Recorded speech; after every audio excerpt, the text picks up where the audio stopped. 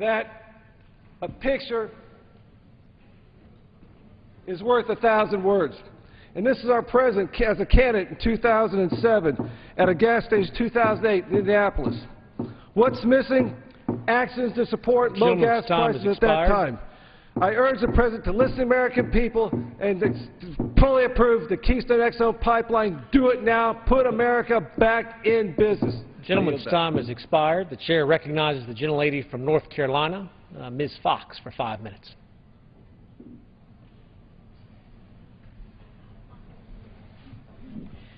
Thank you, Mr. Speaker.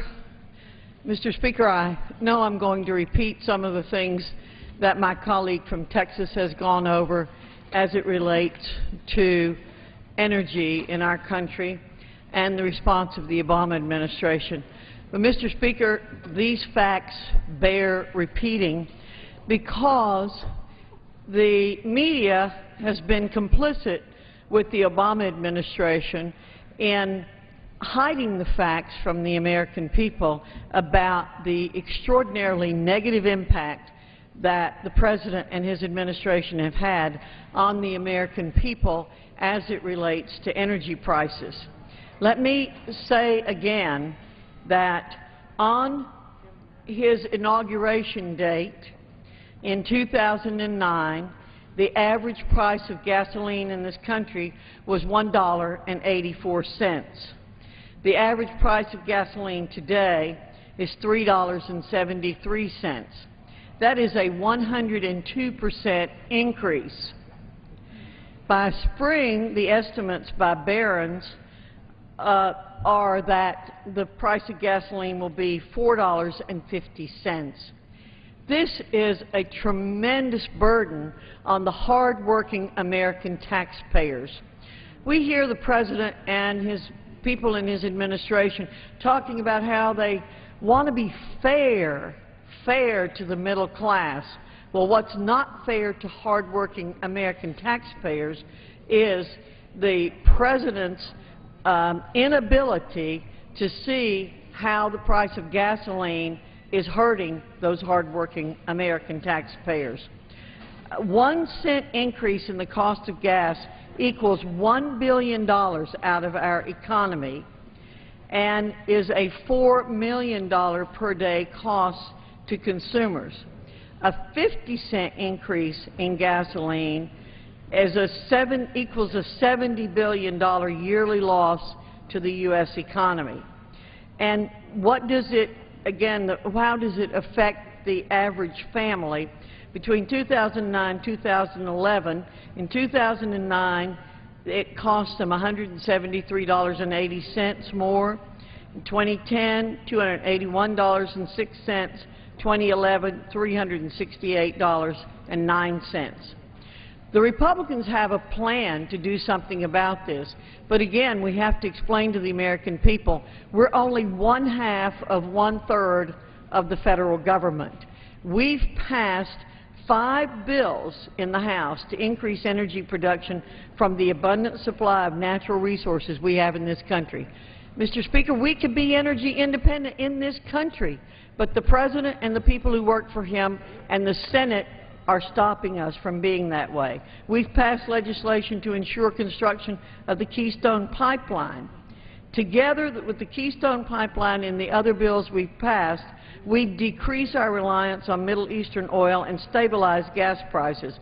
They'd create hundreds of thousands of good American jobs and make our nation more secure. But what is the Obama administration saying? And they're being helped to perpetuate these myths by the lamestream media. They claim they are not responsible for the increased prices and that there's nothing they can do. But they're trying to take credit for previous Presidents Clinton and Bush pro-energy policies.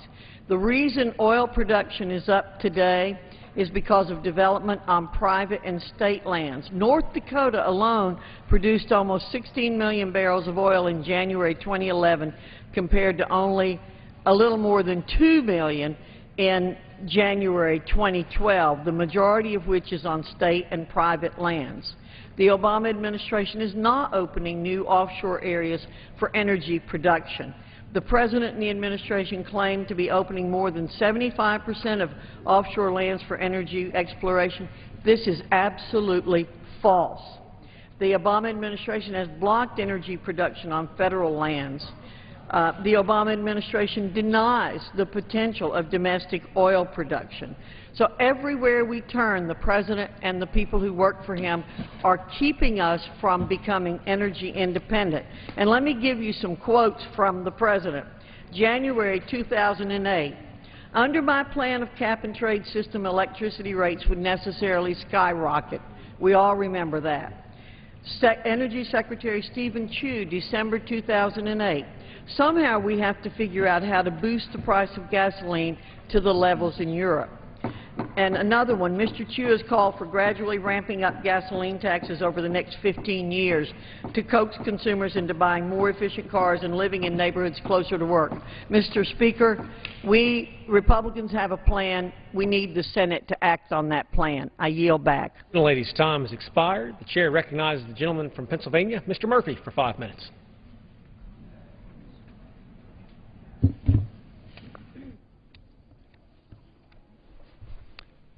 Thank you, Mr. Speaker. While we are all aware of the debt this country has hanging over our heads, over $15.3 trillion, we have to also be aware of what it takes to grow our way out of this debt. And part of the way growing us out of this debt is by having jobs. Yet there's also another burden hanging over our heads, and that is the cost of gasoline to American families, which adds to their own personal debt.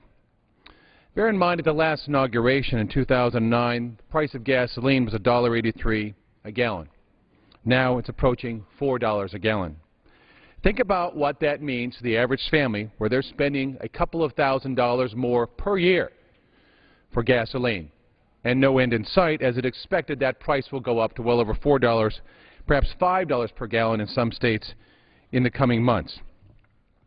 It is a burden that families, unfortunately, have to bear when they find themselves needing to travel to and from work or to and from other important activities, and they cannot avoid this, especially in areas where public transportation is weak or not available.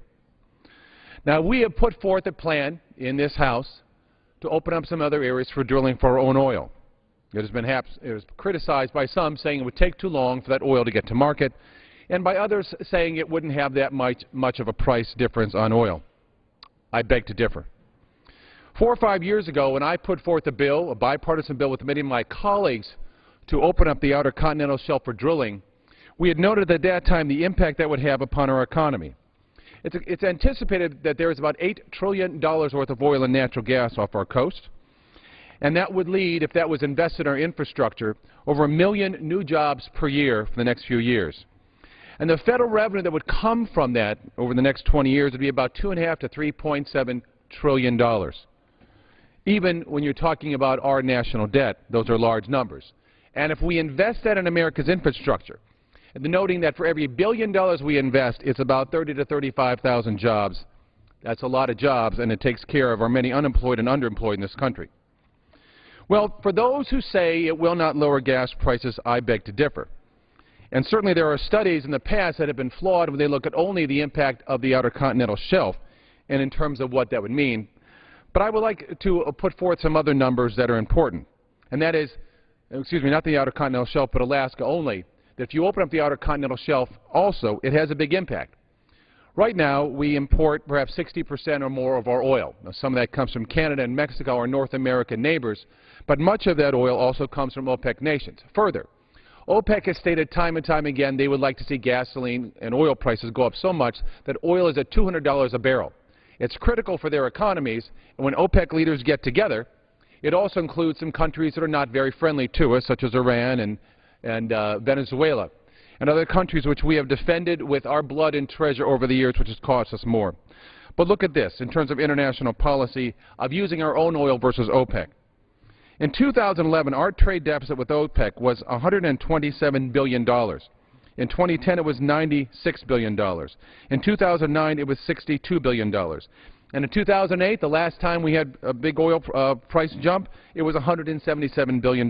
That means we're buying more oil from OPEC than they're buying of our own goods. But it goes beyond that. There's also the cost of blood. In our first Iraq war in Desert Storm, one Army group in my district, the Quartermaster Unit, was hit by a Scud missile, and it killed many of those soldiers. How do you put a price on that cost of war? And clearly we were battling Iraq because they also invaded Kuwait and were attempting to control more oil fields in the market. Yes, it was about dealing with Saddam Hussein, but yes, it was also about dealing with control of oil. Look what we're doing now with the cost of patrolling the Straits of Hormuz, with our 5th and 6th Navy fleet out there to patrol the Mediterranean and the Persian Gulf to make sure Iran doesn't cut off world oil supplies and cause more problems. But look at also at the lives costs in the Iraq War, Operation Iraqi Freedom. 63 Pennsylvanians have been killed, including many from my own districts, whose lives are lost defending our causes in Iraq. There's also in Pennsylvania 553 wounded, but overall 4,484 have died up to 2011 in Operation Iraqi Freedom, Americans. Pennsylvania has certainly paid a high price on that. But also note, between 224,000 and 258,000 civilians were killed in Iraq directly from warfare. Now, although other countries may have paid us back in dollars for what we spent in first Desert Storm Gulf War, we are bearing the costs of Operation Iraqi Freedom, and we can never, ever return to the families the lives of their loved ones, their wives and sons and daughters and mothers. Let's remember that opening up our own oil fields in America is not just about paying the price for families and what it costs them, but also making sure we never have to pay again the price of blood, and we ought to be doing for that reason. And that reason alone is enough to say, let's be drilling for our own oil. Gentleman's time has expired. Pursuant to Clause 12A of Rule 1, the Chair declares the House in recess until noon today. Members are taking a break now between morning hour speeches and the start of legislative business at noon Eastern today. The main item on the agenda this afternoon is a bill dealing with the regulation of San Joaquin Valley.